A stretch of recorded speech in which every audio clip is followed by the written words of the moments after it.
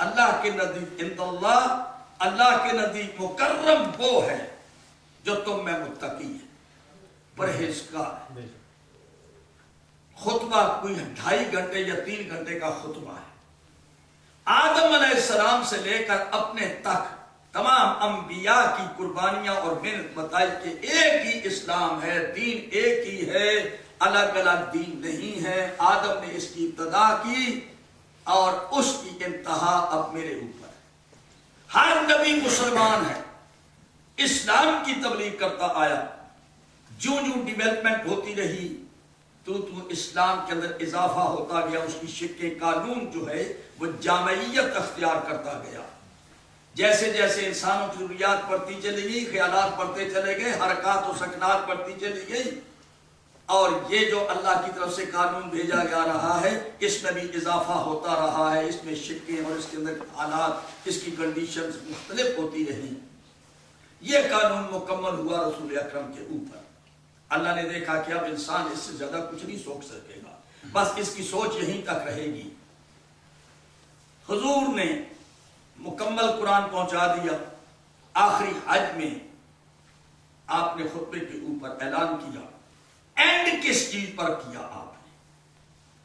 یہ ابتدا تھی کہ سب برابر، کسی کو کسی پر کوئی فضیلت نہیں سوائے تقوی کے، تقوی کے اوپر انحصار ہے۔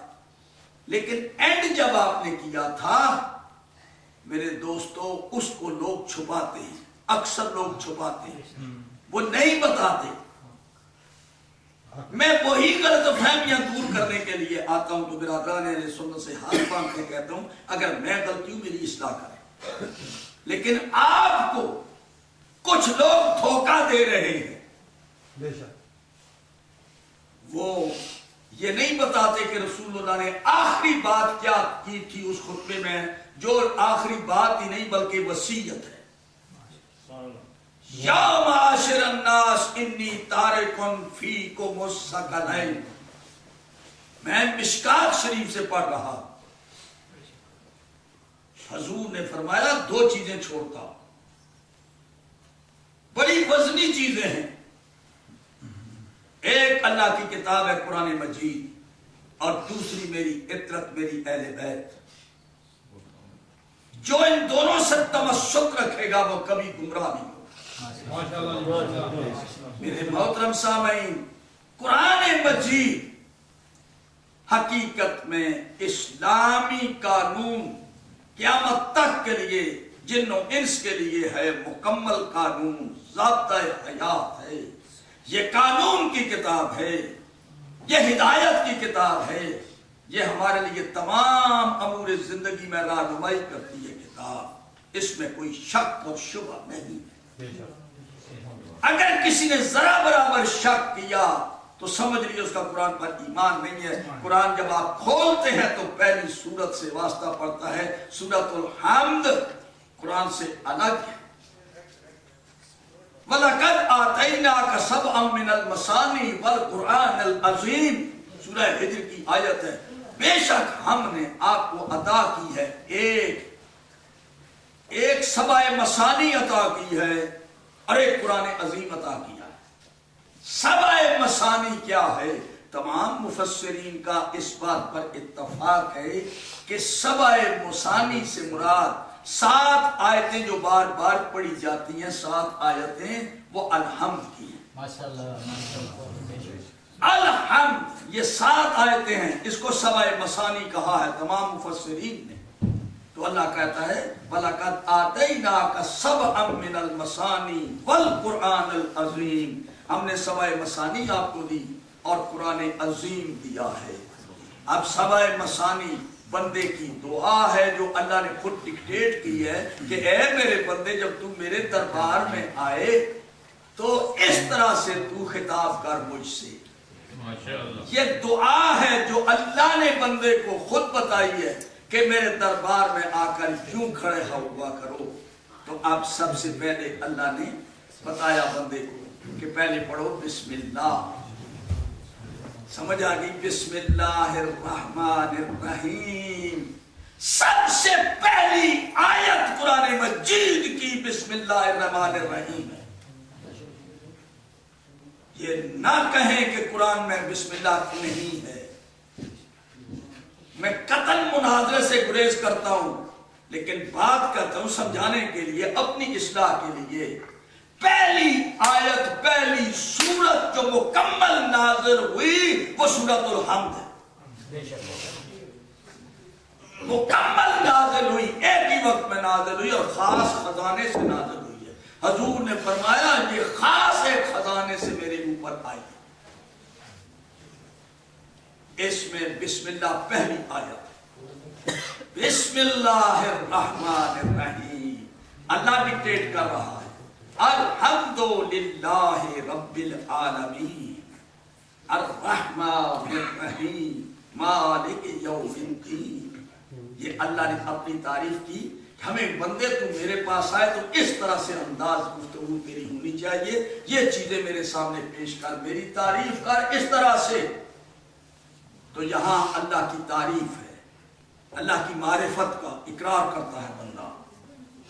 جب معرفت ہو جاتی ہے، سمجھ جاتا ہے کہ وہی خالق و مالک ہے، بہت بڑا مہربان ہے، نہایت رحم کرنے والا ہے، جہانوں کا پالنے والا ہے، رزق اس کے ہاتھ میں ہے. اور اس کے بعد جب یہ تمہیں یہ یقین آ جائے نا ان باتوں پر، تم دل سے کہو گے. اگر نہیں تو پھر سمجھانے کے لیے میرا پیغمبر سمجھائے گا. سمجھ آ گئی نا؟ یہ نہیں کہ کتاب اللہ نے خالی بھیجی، کتاب کو سمجھانے والا معلم بھی ساتھ بھیجا ہے. حضور دنیا میں آنے سے پہلے اس کتاب کا علم لے کر آئے ہیں. جبریل نے نہیں قرآن پڑھایا، حضور ان سے پڑھ کر آئے تھے. الرحمن علم القرآن خلق الانسان علمہ البیان.